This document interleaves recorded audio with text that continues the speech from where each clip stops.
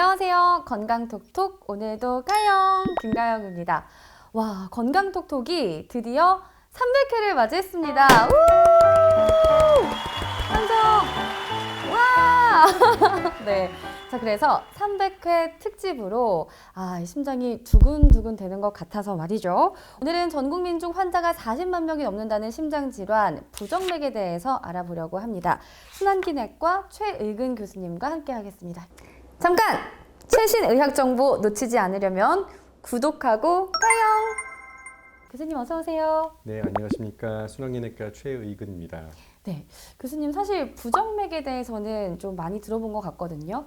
흔히들 좀 심장이 쿵쾅쿵쾅 거릴 때 부정맥을 의심한다라는 이야기도 많이 들었는데 어떤 경우를 부정맥으로 보면 될까요? 부정맥이라는 단어는 더 이상 낯설지 않을 정도로 주변에 부정맥을 앓고 계시는 분들이 꽤 많아지는 것 같습니다. 이제 부정맥이라는 단어는 안이부, 가지런할 정, 맥맥자 해가지고 맥이 가지런하지 못하다라는 말인데요. 사실 맥을 측정하시는 방법 아십니까? 맥을 측정하는 방법은 본인의 이제 손목에다가 반대쪽 손가락을 이제 얹게 되면은 여기 요골동맥이라는 곳인데요. 네. 요골동맥에서 자기의 맥박이 뛰는 것을 이제 느끼실 수가 있을 겁니다. 뜹니다. 네. 네. 이제 공감. 가지런하게 뛰는지 가지런하지 않게 뛰는지를 이제 알 수가 있는데요. 네. 이것을 통해서 저희가 맥이 가지런하다, 맥이 가지런하지 않다라는 것을 금방 알 수는 있습니다. 하지만 이것은 어디까지나 심장에서 수축하고 있는 그 수축력이 여기에 전해져 가지고 저희가 맥을 느끼는 거고, 정확히 저희가 부정맥이라고 진단하려면은 네. 이 맥이 아니고 사실은 정확히 진단하기 위해서는 심장에 전기적 이상이 있는지 없는지에 따라 가지고 진단해야 되기 때문에 심전도라는 기계를 통해서 진단을 해야 됩니다. 그렇군요. 저도 오기 전에 살짝 공부를 해봤는데요. 부정맥도 또 다 같은 부정맥이 아니더라고요. 네. 서맥, 빈맥, 또 심박세동 네. 네, 이렇게 있던데 어떤 부정맥이냐에 따라서 또 의심되는 증상도 다를 것 같아요. 네, 맞습니다. 공부를 많이 하고 오신 것 같은데요. 예, 부정맥은 그 종류가 굉장히 많습니다. 일단 기본적으로 부정맥을 크게 두 가지로 나눌 수가 있는데요. 빈맥성 부정맥, 이게 서맥성 부정맥. 이제 아까 말씀하셨던 심방세동 같은 경우는 이제 빈맥성 부정맥에 속하는 거고요. 네. 또한 조기 박동, 이제 심장이 갑자기 덜컹, 쿵쿵 내려앉는다. 이런 증상을 가지고 있는 분들은 이제 조기 박동을 가지고 있는 분들은 이제 또 빈맥성 부정맥이 하나고요. 또 갑자기 가슴이 쿵쾅쿵쾅 막 뛰는 이런 경우 또 발작성 심실상선 빈맥이라고 불리는 그런 부정맥도 있고요. 이제 이런 빈맥성 부정맥도 있고 서맥성 부정맥이 있는데 네. 서맥은 말 그대로 맥박이 굉장히 느린 거거든요. 천천히 좀. 그래서 서맥 부정맥은 대표적인 게 이제 맥박을 만들어내는 공장이 느려져 가지고 생기는 동서맥이 있고요. 맥은 잘 만들어졌는데 그 맥박이 우리 심장 전체로 잘 퍼져가지고 심장이 이제 고르게 수축을 해줘야 되거든요. 근데 그 고르게 수축하는 그 길이 전도 길이 이제 차단이 돼가지고 전도 장애 때문에 서맥이 발생하는 환자분들도 있으세요. 네. 그래서 그런 분들은 이제 맥박이 갑자기 느려지기 때문에 쿵쾅쿵쾅한 이런 증상이 아니고 전혀 반대로 갑자기 좀 어지럽다든지 또 힘이 없다든지 조금만 움직여도 숨이 찬다든지 이런 증상들을 나타낼 수가 있습니다. 그래서 부정맥이 하더라도 그 빈맥성 부정맥이냐 서맥성 부정맥에 따라서 나타나는 증상이 전혀 다를 수가 있습니다. 그렇군요. 이런 증상이 나타나면 일단 먼저 걱정이 될 것 같은데 어떤 검사를 받고 그 검사가 어떻게 이루어지게 될까요? 정확한 진단하려고 하면은 심장의 전기적 이상을 우리가 파악을 해야 되기 때문에 심전도라는 이제 그런 기계를 써서 진단해야 됩니다. 부정맥이나 이제 심장에 질환이 있는 거를 진단하려고 그러면은 저희가 심전도를 찍기 위해서 몸에다가 여러 개의 이제 전극을 붙여가지고 가만히 누워 계시면은 한 10초 정도면 찍는 이런 심전도 검사를 기본적으로 하시게 됩니다.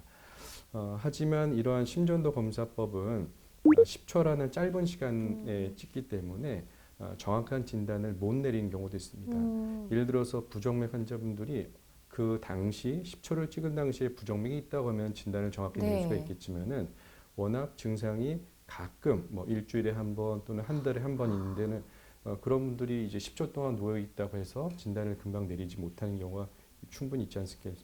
잖아요. 네네.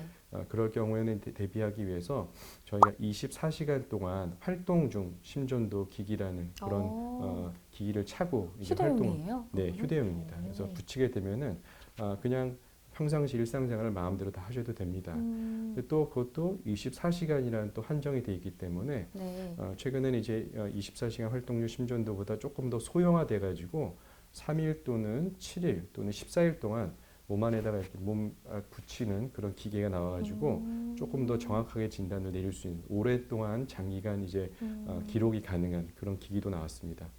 하지만 어떤 환자분들은요 부정맥인데도 불구하고 부정맥인데 증상이 나타나는 기간이 워낙 드물어 가지고 근데 한 번 나타나면은 어지러워서 쓰러지면서 머리를 다치고 오시는 그런 분도 있으세요. 그 정도로 한번 저희가 아예 몸 안에다가 조그만 소형 이식형 사건 기록기라고 해서 한 손가락, 새끼 손가락 정도 되는 기기를 피부 밑에 넣게 되면은 보통 한 3년 정도 이제 기록을 할 수 있습니다. 그래서 그렇게 오랫동안 장기간 이제 기록하면서 부정맥 때문에 혹시 또 그렇게 다칠 만한 일이 생기는지 저희가 계속 면밀히 관찰하면서 기록하다가 진단을 하는 분들도 가끔 있습니다. 10초가 걸리는 심전도부터 방금 말씀하신 그 칩 3년이라는 기간을 또 관찰할 수 있는 그런 칩까지 정말 다양한 방법이 있네요. 네, 그렇습니다. 이런 방법들을 통해서 이제 진단을 받았어요. 만약에 부정맥이라는 진단을 받게 되면 어떤 치료를 받게 되는지도 궁금하거든요. 일단은 그 부정맥이 왜 생겼는지 저희는 이제 오게 되면 이제 물어보는데 그 중에 제일 중요한 것 중에 하나가 이제 생활 습관이거든요. 특히 이제 빈맥성 부정맥을 가진 분들, 심방세동 같은 부정맥으로 오신 분들은 어떻게 생활 습관이 괜찮으신지를 제가 꼭 물어봅니다. 그래서 대표적으로 이제 과로하지 않으신지, 과음하지 않으신지, 과식 또는 이런 스트레스를 많이 받지 않는지, 이런 위험인자들이 있는지, 그런 유발인자나 악화인자 같은 것들을 가지고 있는 분들은 그런 것들을 치료하지 않고 그냥 약물이나 또는 비약물적 치료만 하게 되면 소용이 없거든요.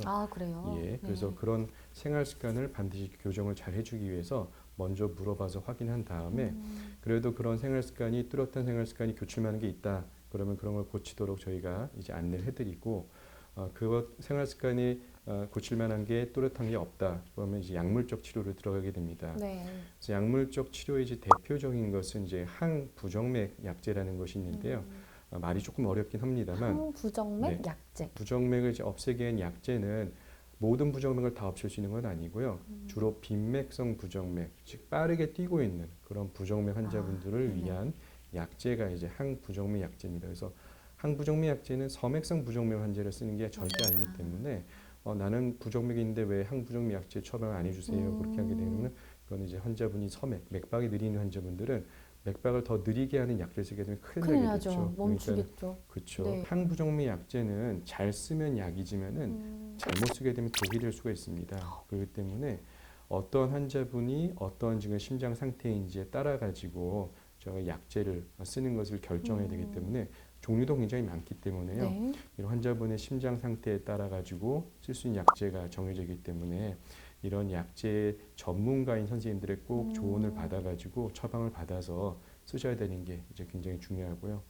아까 심방세동 얘기 잠깐 나왔는데요. 이런 항부정맥 약제 말고 심방세동 환자분들 같은 경우는 심장이 이제 뛰는 것이 수축력이 점점 떨어지면서요. 심장이 이제 바르르 떨고 있거든요. 미세하게.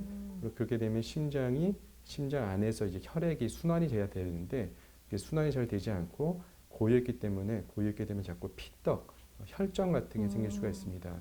그래서 그 혈전이 떨어져서 머리로 가게 되면은 뇌졸중이 될 수가 있고 어느 다른 장기로 가게 되면 색전증이 되는 굉장히 무시하죠. 무서운 합병증이 생길 수가 있기 때문에 그런 걸 예방하기 위해서 피를 묽게 해주는 약제를 쓰게 됩니다. 그래서 항응고제, 응고가 피가 잘 응고가 되지 굳지 않도록 이제 막아주는 그런 약제를 써가지고 부정맥 환자 중에서 이제 그런 심방세동 환자분들이 중풍 예방하는 치료를 지속적으로 받으실 수 있게 합니다.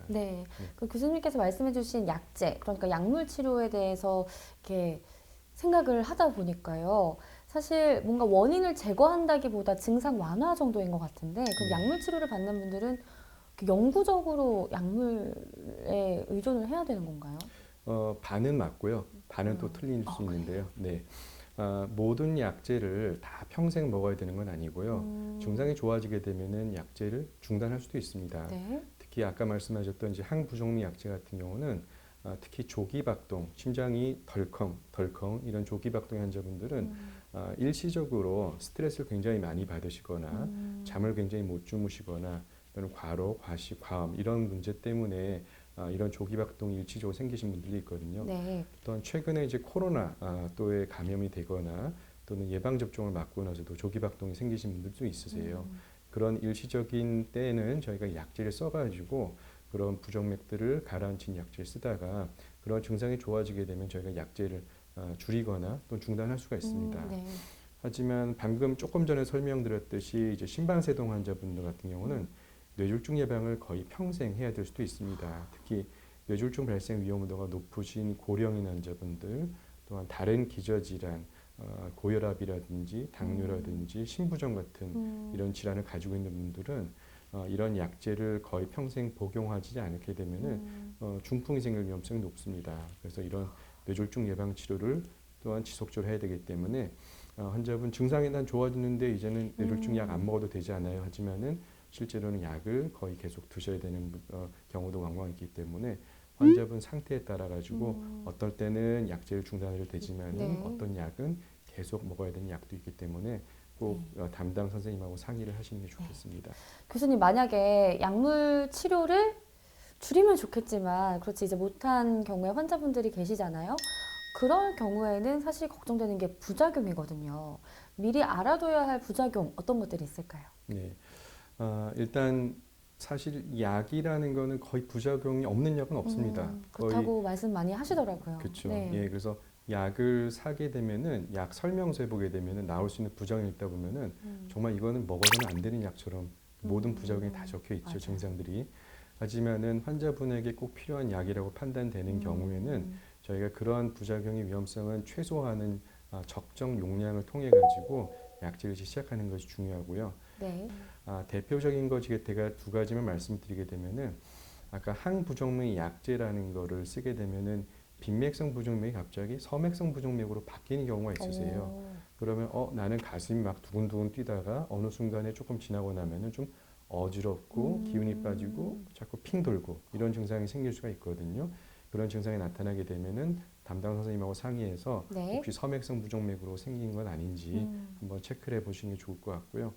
두 번째는 이제 항응고제, 아까 심방세동 환자분들에서 뇌졸중 예방을 위해서 반드시 필수적으로 드셔야 되는 약인데 네. 이 약은 드실 때 피를 묽게 해주는 다른 약들과 같이 먹게 되면은 피가 너무 묽어지게 되면은 가만히 있어도 지혈이 안 되거나 피가 날 수가 있거든요. 그렇기 때문에 네. 항응고제와 비슷한 성분을 가지고 있는 약제들끼리 서로 충돌할 수 있는 약제 같은 경우는 꼭 조심해야 되기 때문에 필요한 약들 이런 약들을 드셔도 되는지에 대해서는 항응고제를 처방한 선생님과 꼭 상의해가지고 결정하시는 것이 좋겠습니다. 또 이 약물 치료로 한계가 있는 환자분들은 어떻게 하는지도 좀 간단하게 설명해 주실 수 있을까요? 네, 이 부정맥 치료 방법은 약물 치료만 있는 것이 아니고 비약물적 치료 방법이 있는데요.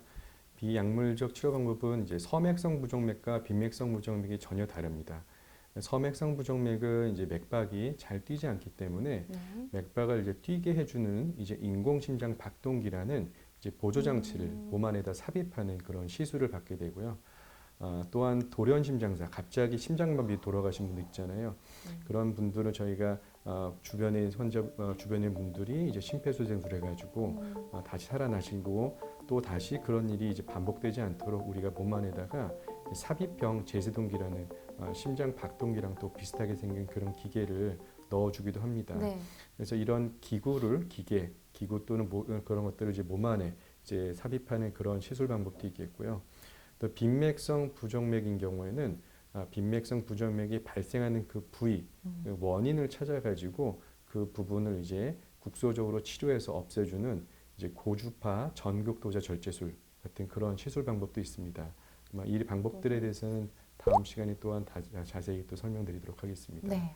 다음 주 예고까지 한 번에 해주셨습니다. 교수님 좋은 말씀 감사드립니다. 네, 감사합니다. 네, 오늘 건강톡톡에서는 부정맥의 증상과 약물 치료에 대해서 알아봤는데요. 다음 시간에는 부정맥의 시술 치료에 대한 이야기 이어가 보도록 하겠습니다.